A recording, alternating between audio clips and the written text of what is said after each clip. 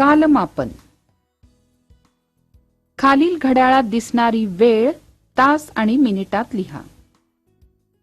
तास काटा 2 आणि 3 च्या दरम्यान म्हणजे 2 वाजून. मिनिट काटा 7 वर म्हणजे 7 गुणिले 5 बरोबर 35 मिनिटे म्हणून 2 वाजून 35 मिनिटे. तास काटा 10 आणि 11 च्या दरम्यान म्हणजे 10 वाजून आणि मिनिट काटा 3 वर म्हणून 3 गुणिले 5 बरोबर 15 म्हणून 10 वाजून 15 मिनिटे.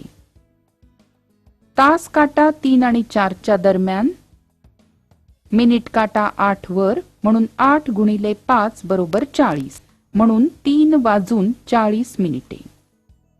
तास काटा 9 आणि 10 च्या दरम्यान मिनिट काटा 8 वर म्हणजे 8 गुणिले 5 बरोबर 40 म्हणून 9 वाजून 40 मिनिट. आता खाली दिलेली वेळ वाचून घड्याळात काट्यांची स्थिती कशी असेल ते दाखवा. 5 वाजून 10 मिनिटे म्हणून तास काटा 5 आणि 6 च्या दरम्यान मिनिट काटा 2 वर. 12 वाजून 15 मिनिटे तास काटा 12 आणि 1 च्या दरम्यान मिनिट काटा 3 वर. 8 वाजून 35 मिनिटे तास काटा 8 आणि 9 च्या दरम्यान मिनिट काटा 35 भागिले 5 म्हणजे 7 वर. आता सव्वा, साडे आणि पावणे या शब्दांचा उपयोग बघूया. 1 तास बरोबर 60 मिनिट.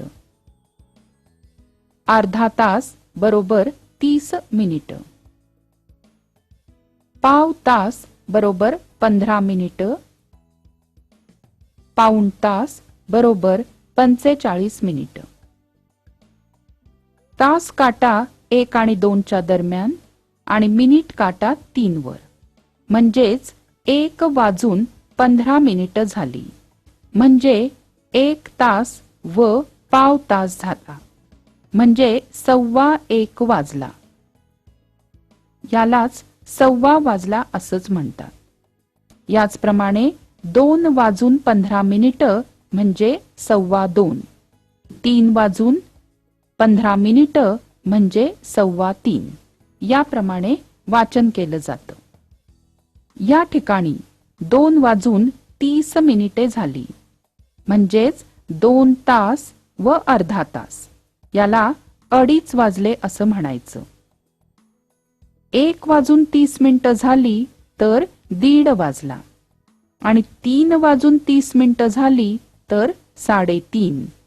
4 वाजून 30 मिनिटं म्हणजे 4:30. 5 वाजून 30 मिनिटं म्हणजे 5:30 याप्रमाणे वाचायचं. या ठिकाणी 1 वाजून 45 मिनिटे झाली म्हणजे 2 पेक्षा पाव तास कमी. याला म्हणायचं 1:15. 12 वाजून 45 मिनिटं झाली म्हणजे 1 पेक्षा पाव तास कमी. याला 1:15 वाजला असं म्हणायचं. या ठिकाणी 2:15 हे आहेत 4:15. आता रिकाम्या चौकटी आणि गाळलेल्या जागा भरा. 5:15 वाजले म्हणजे 5 वाजून 15 मिनिटे. 9:15 वाजले म्हणजे 9 वाजून 45 मिनिटे. 4 वाजून 15 मिनिटे म्हणजे 4:15 वाजले. 6 वाजून 45 मिनिटे म्हणजे 6:45 वाजले. यानंतर दिनदर्शिका. या ठिकाणी दिलेल्या दिनदर्शिकेच्या पानाचं निरीक्षण करा आणि उत्तरं सांगा. ऑगस्ट महिन्यात किती दिवस आहेत? 31. या वर्षी स्वातंत्र्य दिन कोणत्या वारी आहे? स्वातंत्र्य दिन म्हणजे 15 ऑगस्ट. शुक्रवार.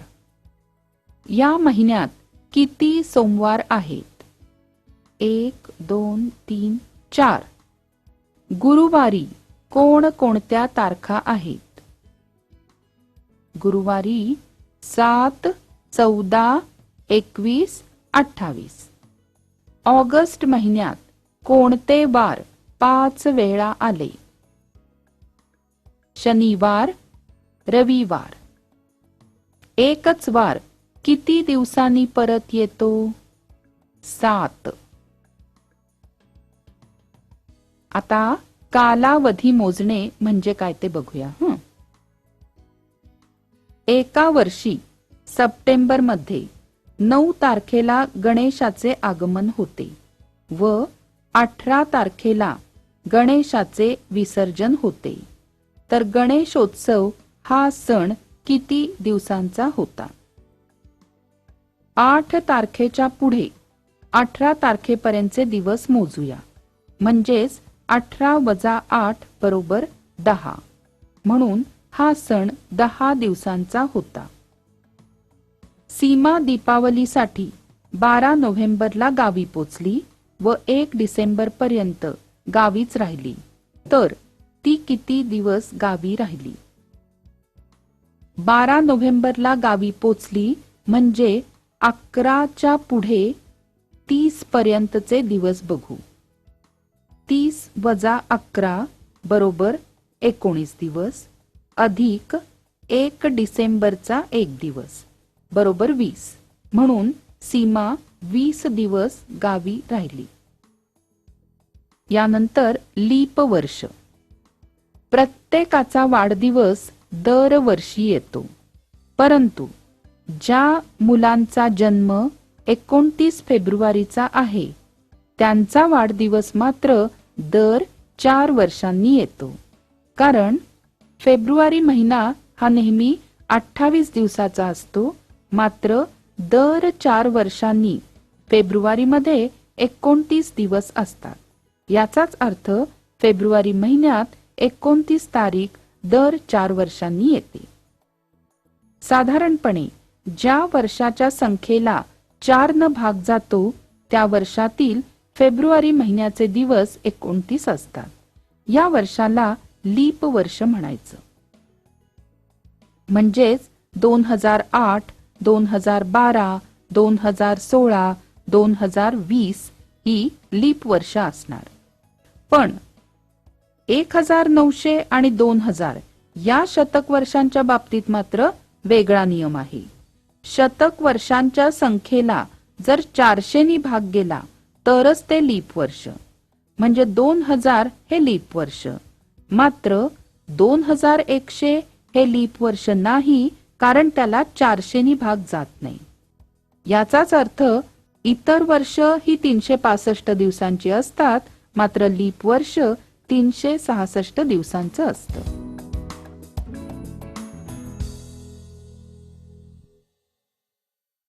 आशा आहे या व्हिडिओमधील टॉपिक तुम्हाला समजले असतीलच. अजून पुढील व्हिडिओ पाहण्यासाठी आमच्या चॅनलला सबस्क्राईब करा आणि इतर पालकांना आणि विद्यार्थ्यांना शेअर करून पुढील व्हिडिओसाठी आम्हाला प्रोत्साहित करा.